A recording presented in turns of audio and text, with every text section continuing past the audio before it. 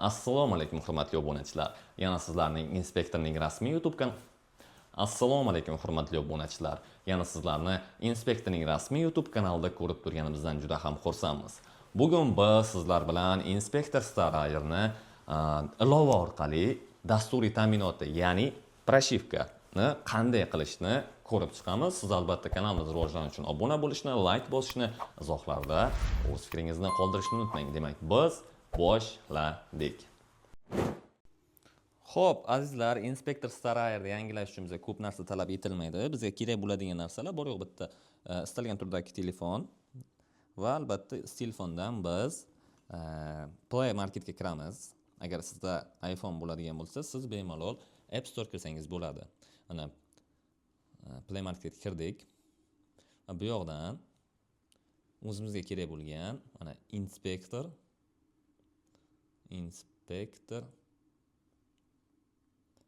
RD yozib olamiz va birinchi chiqqanini bosamiz.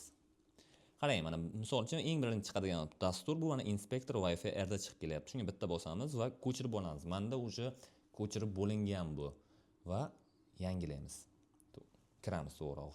Kirganimizdan so'ng qarang, birinchi navbatdan ko'chirib oldik yoki umuman siz yangilamoqchi bo'lsangiz, birinchi navbatda qiladigan ishingiz kirib radar detektorni telefonga ulamasdan birdaniga yangi kelgan yangilanishlarni ko'chirib olasiz.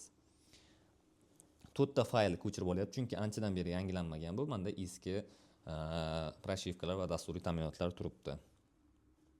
4 ta fayl ham yangilab olindi. Mana ko'rganingizdek FW127, RD210, RS2241101 va DB bu baza hisoblanadi 251227. Xo'p, endi radar detektorni bir-biriga bog'lashni ko'ramiz.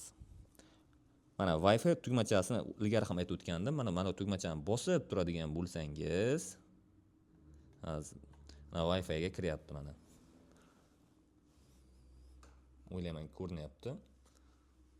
Yo'q, suramiz.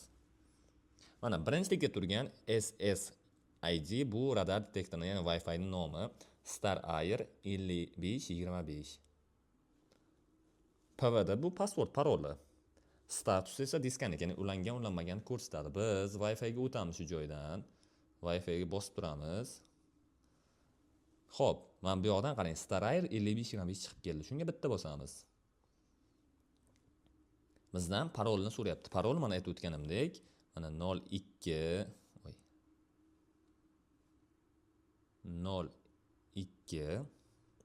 09 21 19. Connect qilamiz va kutamiz.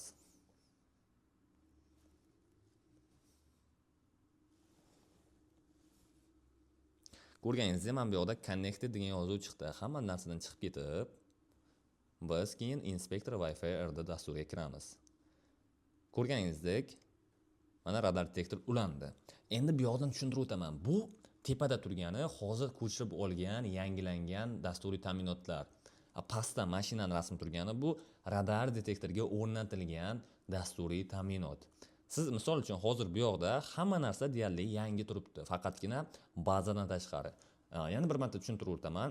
FW bu ekrandagi yangilanishlar, qo'shimcha menyular qo'shilishiga javob beradi va RD ga ham javob beradi hozirroq. RD bu radarlarni qancha uzoqdan aniqlashi, masofani qo'shib beradigan narsasi. RS2 bu resursli fayllar, ya'ni har ikkalasi hammasini jipslashtiradigan narsa. Xo'p, agarda sizda FW yoki RD ni yangilamoqchi bo'lsangiz, siz har uchalasini yangilashingiz kerak. Ya'ni har uchalasi bir-biriga bog'liq bo'lgan narsalar. Ba'zan esa agarda sizda mana uchalasi xuddi shunaqa turgan bo'lsa, yangi turgan bo'lsa, uchalasini yangilash shart emas, faqatgina ba'zan o'zini yangilashingiz kerak. Lekin men shunda ham bir ko'rsatib o'taman hammasini qanday yangilanishdi. Misol uchun bizda bu FW miz 121 deylik yoki qanaqadir eski turgan bo'lsa, bu yoqda 127 yoki bu videoni keyinroq ko'ryapsiz deylik. Yangicha ba'zan yangicha FW chiqqan bo'lishi mumkin. Final word, ya'ni FW bu final word. Belgilaymiz va update tugmachasini bosamiz. Qo'shimcha ma'lumot qarang, hozir mana shunaqa yangilanish ketayotgan payti hech qachon radar detektorni o'chirib qo'ymang. Agar siz tokdan uzadigan bo'lsangiz, radar detektor buzilib qolish ehtimoli bor. To'g'ri, blokirovkasi bor, lekin buzilib qolish ehtimoli ham bor. Shuning uchun hech qachon bu ishni takrorlamang. Qarang, birdaniga yangilandi, ya'ni radar detektorini miyasiga ko'chirib oldi. Bu yoqdan OKni bosamiz. Ha, bu yoqdan mana qimillab ketishi kerak mana. Unga OKni bosamiz. Obnovit PO ga mana M tugmachasini bosadigan bo'lsak, avtomatik tarzda yangilaydi.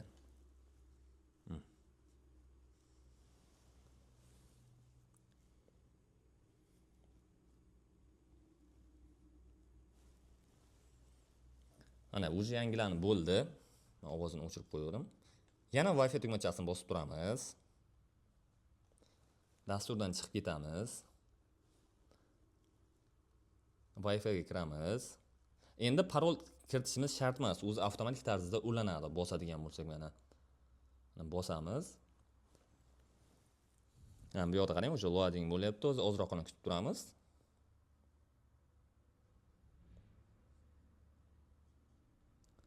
Deyarli ulandi va mana connected bo'ldi. Buni ham yopamiz. Inspektor dasturiga kiramiz. Ko'rganingizdek, mana yana sahifa ochildi. Endi biz mana FW, ya'ni firmware qildik. Endi radar RD, ya'ni radar qismini yangilaymiz. Mana update firmware. Yangilashni boshlaymiz.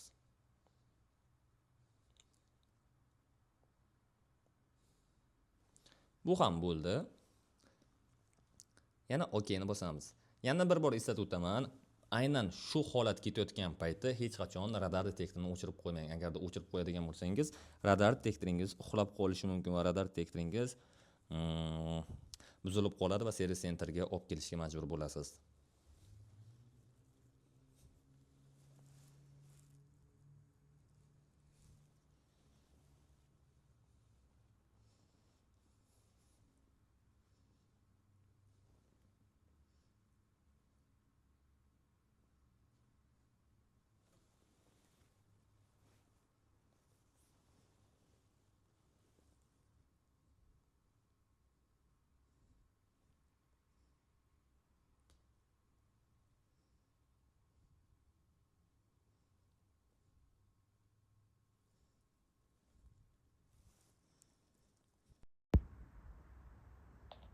Xavfsizlik kamarini taqing.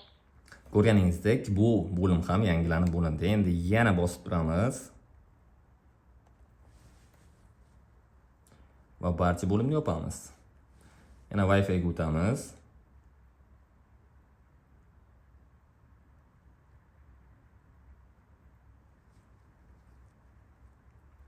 Inspektor saroyini belgilaymiz. Belgilab bo'lib, bu yoqdan yana chiqib ketib, inspektor Wi-Fi RD ga kiramiz. Endi bizda resurs fayllar, ya'ni uchalasi bir-biriga bog'liq edi-yu. Agarda resurs faylini yangilamaydigan bo'lsangiz, radar detektoringiz to'laqonli ishlamaydi. Shu narsani yangilashni unutmang. Qarang, ketma-ketlikda qilib chiqyapman mana.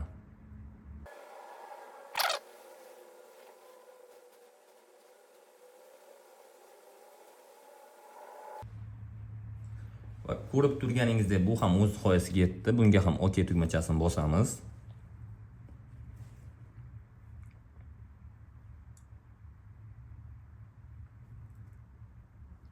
Va kutib turamiz. Bunda OK tugmachasini bosish shart emas, o'z-o'ziga yangilab tashlaydi. Xavfsizlik kamarini taqing. Va yana ushbu tugmachani bosib turamiz va bu eng so'nggisi. Dasturdan chiqamiz. Wi-Fi ga kiramiz. Eslatib o'taman, agarda sizda yangi turgan dasturiy ta'minotlar bo'ladigan bo'lsa, sizga shart emas har bitta faylni ketma-ketlikda qilish, faqatgina eng oxirdagi mana DB ni yangilab tursangiz bo'ladi. O'zi oxirdagi bazasini, data baza deydi, u bazasini har 5-10 kunda bemalol yangilasangiz bo'ladi. Chunki har kun deyarli har kun yangi radarlar o'rnatilyapti va bazaga har kun radarlar qo'shiladi. Shuning uchun uzoq safarga chiqishdan oldin yoki har bir haftada 10 kunda yangilab tursangiz, radar detektoringiz juda ham ajoyib ishlab beradi. Eslatib o'tganimdek, agarda sizdan qarayman, bular hammasi yangi bo'ladigan bo'lsa, faqatgina oxirdagi bazani yangilaysiz. Va bazani yangilash juda ham kam vaqtni oladi. Har necha sekund olar ekan, men keyin montajda ko'rib olaman. Maksimal shu 10-15 sekund olsa kerak. Bo'ldi, tamom. Okey deb bosamiz. Xavfsizlik kamarini Endi taqing. qarang. Dastur ta'minotni, ya'ni yangilab bo'lganingizdan so'ng, agar 3 ta fayl yangilanadigan bo'lsa, FWRD, RSX yangilanadigan bo'lsa, siz albatta birlamchi sozlamalarni tiklashingiz zarur. Bir narsani yana eslatib o'taman. Agarda siz faqat ba'zan o'zini eng oxirdagi faylni yangilaydigan bo'lsangiz, sizga umuman shart emas birlamchi sozlamalarni tiklash. Sozlamalar haqida yana bitta video chiqadi. Albatta kanalga obuna bo'lib qo'ying va ushbu videoni albatta ko'ring, chunki sozlamalarda har bitta sozlama nimalarga javob berishi, nimalarni amalga oshirishi o'sha videoda ko'rsatilgan bo'ladi.